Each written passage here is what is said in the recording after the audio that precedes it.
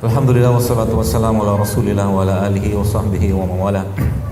Asyhadu an la ilaha illallah wahdahu la syarika lah wa asyhadu anna Muhammadan abduhu wa sallallahu ba'da.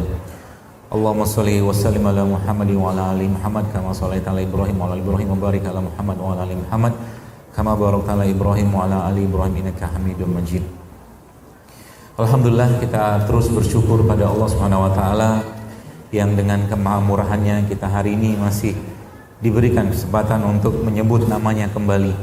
Kita hari ini masih diberikan kesempatan untuk hidup kembali setelah kematian kita tadi malam. Hari ini pun kita diberikan kesempatan untuk menghirup oksigennya di buminya ini, dari mulai bangun tadi sampai saat ini. Kita bersyukur pada Allah atas nikmat jantung, nikmat paru-paru, nikmat darah, nikmat mata, nikmat telinga, nikmat kaki, nikmat rambut, nikmat kulit. Wa in ta'uddu ni'matallahi tuhsuha. Kalau kita mau hitung semua nggak bakal bisa hitung. Mukmin dulu sekalian, kalau dia menyadari begitu besar rahmat kasih sayang yang Allah berikan kepada kita, maka niscaya malu kita mengeluh pada Allah. Malu kita menyampaikan keluh kesah yang hubungannya dengan sesuatu yang kita bisa sikapi dengan sabar. Kehidupan kita dulu sekalian tidak lain tidak bukan pilihannya cuma dua. Kalau nggak sabar ya syukur. Ya, kalau nggak sabar ya syukur. Ya. Apa-apa yang Allah berikan syukuri, apa-apa yang belum Allah berikan sabar saja, pasti Allah kasih. Toh juga mungkin kalau kita lihat dengan katakanlah kita bikin dua tabel atau dua list tabel, yang satu doa yang belum dikabulkan dan satu lagi doa yang sudah dikabulkan, maka kita sangat yakin jauh lebih banyak doa yang sudah Allah kabulkan untuk kita. Ya, maka bersabarlah dengan dunia yang fana ini. Bersabarlah dengan fitnah luar biasa yang saat ini ada pada dunia ini. Karena toh kampung kita juga bukan di sini. Seorang ilmuwan pernah meliti waktu ada meteor jatuh ke kutub. Ya, saat itu dia menceritakan dalam bukunya Gen on Off itu waktu saya baca, subhanallah, dia cerita bahwa ternyata dia menceritakan bahwa meteor yang jatuh itu asam amino. Dia menemukan ada asam amino di situ. Dan asam amino itu sama dengan asam amino yang ada pada manusia. Bahasa dia namanya Kazuo Murakami, dia katakan bahwa manusia itu bukan makhluk bumi, dia bilang. Dia bilang manusia itu makhluk luar angkasa yang dititipkan di bumi dengan bahan baku yang ada di bumi. Saya bilang mungkin benar juga sih ya. Karena Nabi Adam itu kan diturunkan dari surga. Ya, Nabi Adam kan diturunkan, bahasa hadisnya kan diturunkan. Bahasa Al-Qur'an diturunkan dari surga. Memang kampung kita bukan di sini, sehingga mukmin yang benar, yang menjaga imannya pasti merasa dunia ini ibarat penjara buat dia. Gak ada enak-enaknya Pak hidup di dunia, serius. Ya, kehidupan dunia enaknya cuma satu aja, yaitu apa?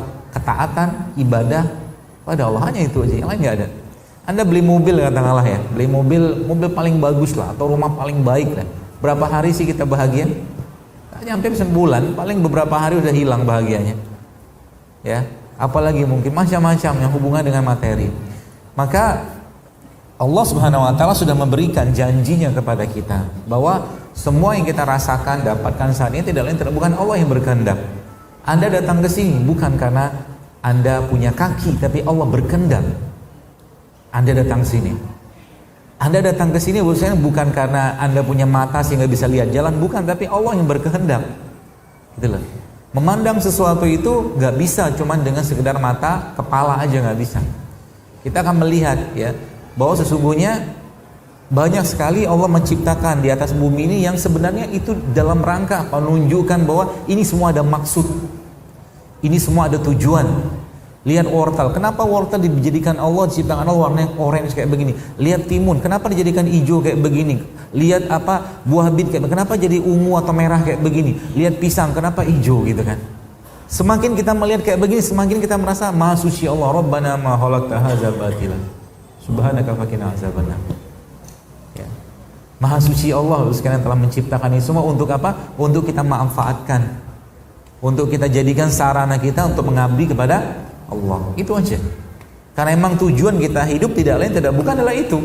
Kita diciptakan hidup ini, ditakdirkan hidup di dunia ini bukan untuk menjadi dokter, polisi, apa pilot atau apapun, tapi kita diciptakan Allah untuk apa? Untuk mengabdi sama Allah. Wa ma khalaqtul jinna wal insa illa liya'budun. Kata Allah kan begitu. Hanya itu saja. Maka dalam kenikmatan, dalam ketaatan itu ada kenikmatan. Ya. Dalam ketaatan itu ada kenikmatan. Barang siapa yang hidupnya tidak bahagia, mungkin dia nggak taat sama Allah dan nggak bisa dicampur adukkan. Ketaatan itu ada kenikmatan. Jadi kalau mau dapatkan kenikmatan yang sempurna dari ketaatan, lakukan ketaatan itu secara sempurna. Orang yang mencampur adukkan kebatilan dengan kebaikan gak bakal bisa merasakan kenikmatan ibadah. Dia sholat, dia sedekah, dia puasa, dia zakat, dia haji, tapi masih maksiat, gak bakal maksimal kenikmatannya. Kalau boleh saya katakan, kalau mau sekalian maksiat yang optimal, jangan tanggung-tanggung gitu loh. Biar maksiatnya kerasa nikmat. Tapi kan na'udzubillah min dzalik, kita bukan orang kayak begitu. Ya, kita nggak bisa kayak begitu Bu sekalian. Maunya kita apa? Nikmatnya justru malah dalam ibadah. Maka jangan campur adukkan itu semua. Ya, jangan campur adukkan sesuatu yang kita nggak butuh banget gitu kan, tapi terus dikerjakan. Dan Nabi SAW memberikan petunjuknya kepada kita. Nabi bilang apa? Dalam sebuah hadis ya, tidak beriman seseorang kalau dia tidak meninggalkan, tidak beriman sempurna seseorang kalau dia tidak meninggalkan sesuatu yang tidak bermanfaat untuk dirinya. Ingat, kalau Allah menyibukkan kita dengan sesuatu yang tidak bermanfaat, kemungkinan besar kita mau dijauhkan sama Allah dari kebaikan. Sibuk dengan handphone, sibuk dengan game, sibuk dengan macam-macam sibuk, nggak ada faedah. Gitu loh. Itu tandanya apa? Tandanya Allah tidak menghendaki kebaikan untuk kita. Demikian juga dengan orang yang menghendaki kebaikan. Kalau Allah menghendaki kebaikan pada seseorang, maka Allah akan jadikan dirinya, Bapak sekalian, sibuk dengan kebaikan. Dan nanti pada suatu hari kelak dia akan mati dalam kebaikan itu. Jadi kalau ada Anda ketemu dengan orang meninggal gitu kan, lalu kita mengucapkan semoga husnul khotimah, ya telat itu. Gak bisa. Husnul khotimah itu sebuah proses yang dibangun dari awal. Sekarang tempat lagi viral tuh, saya lihat ada seorang syekh di sebuah pesta pernikahan, ya, dia lagi ngasih khutbah nikah kayaknya tuh. Tiba-tiba dia mati mengucapkan la ilaha illallah. Orang begini karena memang sering. Karena memang dia sering ngucap la ilaha illallah, baru dia bisa mati kayak begitu. Gitu loh. Gak ada ujuk-ujuk yang cerita, karena Nabi SAW mengatakan apa? Seseorang itu akan mati sesuai dengan kebiasaannya. Jadi kalau dia hobinya maksiat, dia akan mati dalam keadaan maksiat. Kalau dia hobinya kebaikan, dia akan mati dalam kebaikan. Ya. Maka ada 3 hal yang kita minta kepada Allah saat sujud, ya. Yang pertama apa? Allahumma inni as'aluka rizqan. Ya Allahumma amitni alal Islam. Ya Allah, matikan aku dalam keadaan Islam. Ya Allah, matikan aku dalam keadaan Islam. Karena kenapa? Karena zaman sekarang ada orang paginya beriman, sorenya kafir, sorenya beriman, paginya kafir. Banyak orang begitu. Ya. Yang kedua apa? Allahumma inni as'aluka rizqan husnul khotimah. Ya, minta pada Allah agar ya Allah berikan aku rizki mati yang baik. Dan yang terakhir adalah minta pada Allah, ya Allah berikan aku Allahumma ini rizqan taubatan nasuha. Betul-betul taubat. Ya. Jadi dengan itu bahwasanya hidup kita akan bahagia, insya Allah. Maksudnya kenapa? Ketaatan yang kita lakukan pada Allah pasti menimbulkan bahagia. Nabi SAW gini, pernah menceritakan, yang kutakutkan dari kalian itu bukan kemiskinan, tapi kaya. Kata Nabi begitu. Orang Islam itu sekalian, wa may yattaqillaha yaj'al lahu makhraja. Pasti kalau dia bertakwa pasti kaya. Jadi kalau ada seseorang maaf nggak kaya-kaya, ya, kemungkinan besar orang itu nggak bertakwa sama Allah. Karena janjinya Allah jelas. Itu sebabnya Nabi kan, yang kutakutkan dari kalian, karena sahabat Nabi itu kan orang bertakwa semua. Dan ternyata terbukti kan, zaman dulu mereka orang-orang yang subhanallah, ya, diberi rezeki yang berlimpah luar biasa sama Allah. Tapi mereka memilih untuk hidup sederhana. Apakah makanan sehat, makanan enak, makanan lezat zaman dulu nggak ada? Ada. Ada buah, ada apa segala macam. Tapi yang terjadi apa kita lihat zaman dulu, pola-pola penyakit zaman dulu tuh kebanyakan pola penyakitnya berhubungan dengan wabah. Wabah itu kan takdir, mau diapain lagi? Tapi itu pun terjadi gara-gara apa? Kayak misalkan wabah taun, kolera gitu kan zaman Umar tuh. Ya, zaman dulu sudah ada penyakit kayak begitu berhubungan dengan wabah, bukan berhubungan dengan penyakit yang hubungannya sama apa? Dengan ketidakmampuan manusia menahan hawa nafsunya sehingga mulutnya setiap hari penuh dengan makanan. Ya, penyakit kayak darah tinggi, kencing manis, stroke, penyakit jantung itu kan penyakit karena apa? Gak mampu ngontrol mulut, ya kan? Tanya sama orang yang kena penyakit begituan, apakah sering puasa, apakah sering makan buah, apakah sering makan sayur, apakah sering minum air putih, apakah sering berpuasa, apakah sering olahraga? Kemungkinan besar enggak. Gitu loh. Itu yang terjadi sama sekarang. Jadi umat apa? Umat akhirnya sibuk dengan makanan.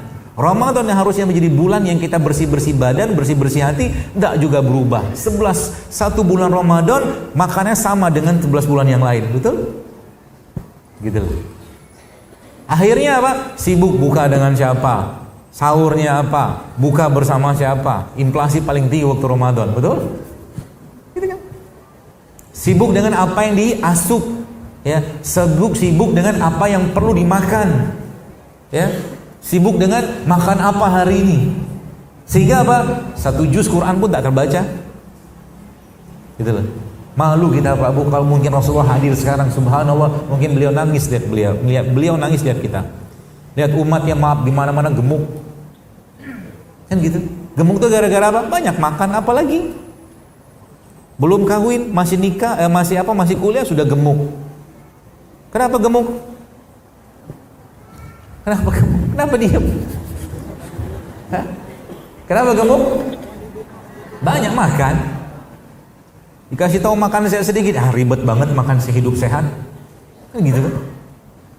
Ini judulnya nampar-nampar dulu biar sadar. Ya. Mahasiswa kok gemuk gitu, mahasiswa tuh apa ya? Bersahaja. Saya sering lihat sekarang mahasiswa tuh gemuk-gemuk gitu kan. Makannya apa nih orang gitu mati saya? Yang malu saya mahasiswa tuh, masya Allah, kita lihat jam malu ya. Saya tuh kadang-kadang yang malu mahasiswa emang apa ya? Kalau emang gak ada duit itu ngomong gitu kan ke teman-teman, lagi diet nih gitu kan. Pergi ke bubur ayam gitu kan, abang bubur ayam zaman dulu makan. Beli kerupuk sama kuahnya doang. Karena nggak bisa beli buburnya, belum datang kiriman. Ya. Judulnya biar irit gitu kan. Tapi nggak sehat juga kayak begituan. Ya. Jadi itu yang jadi zaman sekarang. Maka hari ini kita belajar untuk apa? Untuk mentadaburi ayat-ayat Allah. Untuk melihat kebesaran Allah di sini yang sebenarnya ini semua subhanallah kalau betul-betul kita manfaatkan ini menjadi obat yang luar biasa Bapak sekalian. Ini saya cerita biar Bapak Ibu senang gitu kan. Tadi saya dapat baru baca pesan ini masya Allah bahagia banget buat saya. Apa pesannya? Ini dia. Dokter, assalamualaikum, waalaikumsalam. Saya ngetik ini sampai berlinangan air mata. Kata dia begitu. Mulai dari lebaran kemarin saya minum ramuan ini nih.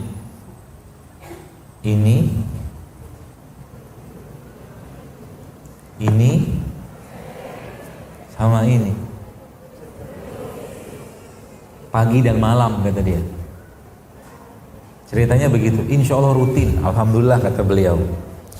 Alhamdulillah pagi ini dia ngirim tanggal berapa? Tanggal 7. Alhamdulillah pagi ini tes pack hamil itu 2 garis merah jelas banget dia bilang. Padahal rutin minum ini buat musir tiroidnya. Ya, buat musir tiroidnya judulnya. Ya, subhanallah. Bilang gini, saya beneran sesugukan dok nulis ini, dia bilang. Bahagia luar biasa, makasih. Mudah-mudahan saya kuat di kehamilan saya ini. Usia saya 39 tahun, hipertiroidnya sudah 3 tahun. Nikahnya 2005. 14 tahun Pak Bu. Allah kasih kemudahan hanya berapa bulan, Masya Allah. Ya mungkin bagi Anda bapak-bapak, ibu-ibu sekalian jamaah sini yang belum pernah ngerasakan berjuangnya untuk promil itu berat. Ada yang bahkan saya pernah bilang gitu kan, orang-orang yang sampai bayi tabung lah apa segala macam gitu kan. Zaman dulu mah gampang kita hamil. Ya, zaman dulu tuh bapak-bapak nih di Jawa kan listrik belum ada gitu kan, sering lampu mati. Makannya ya sehat-sehat terus. Kunyit, kencur, jahe gitu kan, kumpul sebentar sama istri, hamil tuh istri, makanya anaknya banyak. Ya, paginya makan ubi rebus, singkong rebus, pisang rebus gitu kan, gampang hamil nih. Zaman sekarang pagi udah berubah. Yang dimakan apa yang dimakan pagi biasanya? Tepung-tepung, minyak-minyak, nasi-nasi, gula-gula gitu aja sih pagi-pagi. Akhirnya jadi belum lagi kerupuk ya. Ya. Apalagi saya sudah bilang, kalau saya bilang Bapak Ibu sekalian kalau mau sehat, saya bilang gitu kan. Kalau mau sehat, coba jangan banyak makan nasi. Dok, bentar. Orang tua kita kan makan nasi zaman dulu. Kenapa dokter melarang makan nasi? Kan gitu. Bener. Orang tua kita kan makan tepung zaman dulu. Bener. Orang tua kan makan macam-macam, dia punya hujahnya itu. Tapi orang tua kita zaman dulu habis makan nasi, habis makan nasi rames sampai segala macam, mereka pergi ke sawah, nyangkul, six pack badannya. Betul gak? Yang dimakan sama yang dikeluarkan seimbang. Badannya sterek. Kita Bamba gitu sekarang, makan nasi enggak, makan ini enggak, tapi bakso, mie ayam saben hari. Betul gak? Tepung lagi. Akhirnya apa? Mensnya bermasalah. PCO ya, sel telurnya itu nggak matang, bertubi-tubi di wanita zaman sekarang. Coba. Kanker, tumor, payudara kayak kacang goreng zaman sekarang. Belum cerita nih membangun generasi ke depan loh sekalian. Ngeri banget saya ngelihat. Kalau saya membayangkan di sini kalau kita begini terus ini repot banget. Susah nyari orang sehat zaman ke depan nanti, serius kalau kita nggak kembali. Ya. Susah, serius. Nauzubillah min dzalik.